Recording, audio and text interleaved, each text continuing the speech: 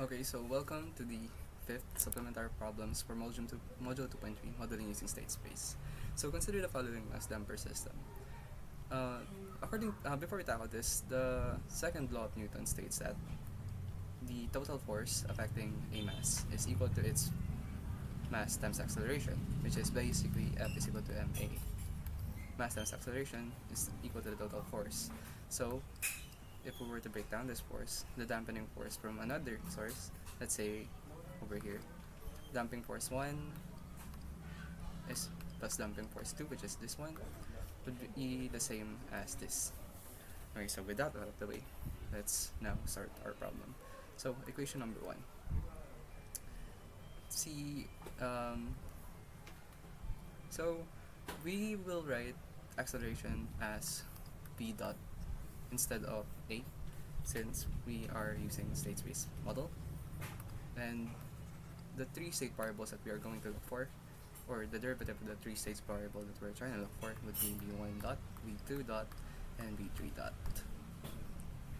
So consequently, we're going to look for v1, v2, and v3. So continuing, so for the first mass, we know that m times v1 dot, which is again ma, which is the total force, is equal to the damping force due to u minus v1 times b, added with the dampening force due to v2, which is equal to v2 minus v1 times b.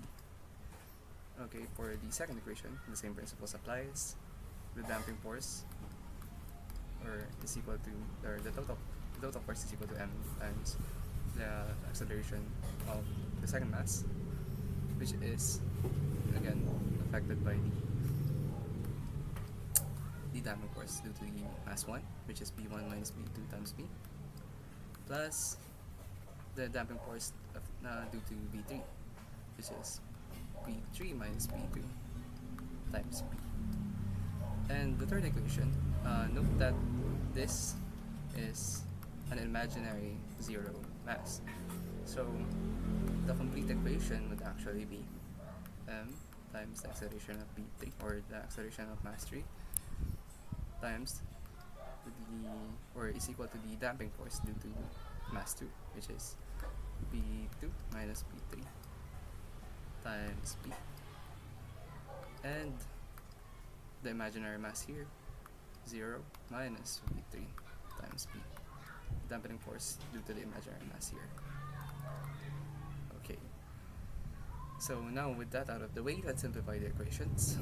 Equation 1 would simplify into, again, as we can notice here, everything can be the b can be distributed to every variable here, and we have to divide everything with m. So to make it simpler, let's just factor it out. b1 dot is equal to b over m times,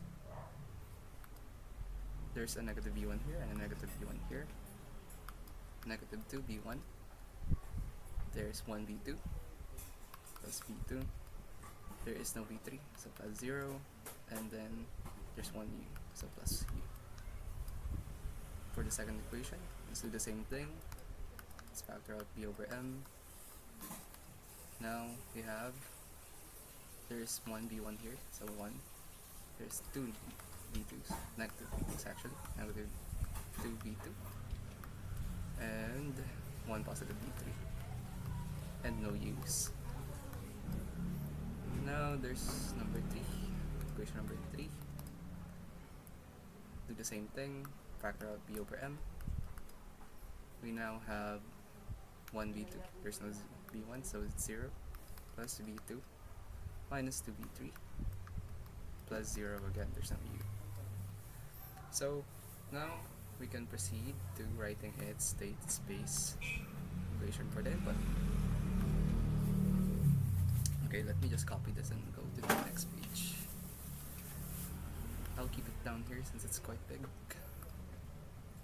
So again, the derivative of our state variables are v1, v2, v3 dot, v1 dot, v2 dot, and v3 dot. And then we write this, I'll put a marker here, This is B1, this is B2, and this is B3. This will become negative 2, 1, and 0. This is going to be 1, negative 2, and 1. 0, 1, and negative 2. And then multiplied by the state variables B1, B2, and B3.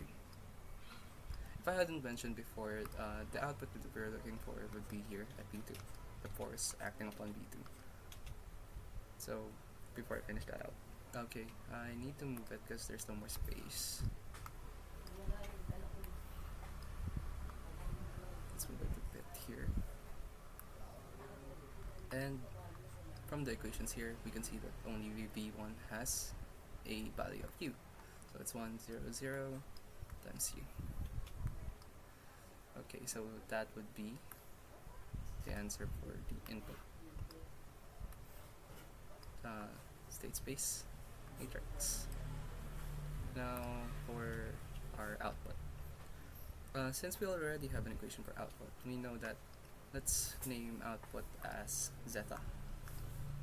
And since we're looking for the output, which is the total force of B2, and we know that this equation is the total force of B2 due to Newton's second law, we know that B2 is actually equal to this times m. Actually, m times B2 instead of this. I forgot something. There should be a factor of B over m here and a factor of B over m here.